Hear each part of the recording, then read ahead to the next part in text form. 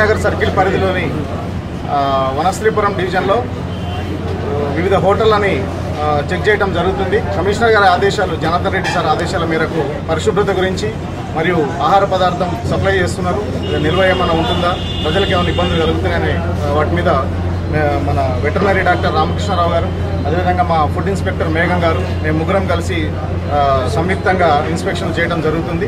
దీంట్లో ఇప్పటికే మనం వనశ్రీపురం పనామా దగ్గర ఉన్నటువంటి బవార్చి హోటల్ని కూడా ఇన్స్పెక్ట్ చేశాము. అక్కడ శానిటేషన్ సరిగా లేకపోవడం వల్ల వాళ్ళకు 5,000 రూపాయలు జరిమానా విధించడం జరిగింది. అదేవిధంగా ఇప్పుడు ఈ సాగర్ రోడ్లో ఉన్నటువంటి ఈ ద న్యూ గ్రీన్ బవార్చి ఇక్కడ కూడా ఇన్స్పెక్ట్ చేసినాము. ఇక్కడ కూడా కండిషన్స్ ఏం బాగాలేవు. వండిన చికెన్ అనేది ఇక్కడ కనుక్కోవడం జరిగింది. నిన్న మొన్న వండిన చికెన్ కూడా వాళ్ళు ప్రిజర్వ్ చేసి ప్రజలకి సర్వ్ చేస్తున్నారు.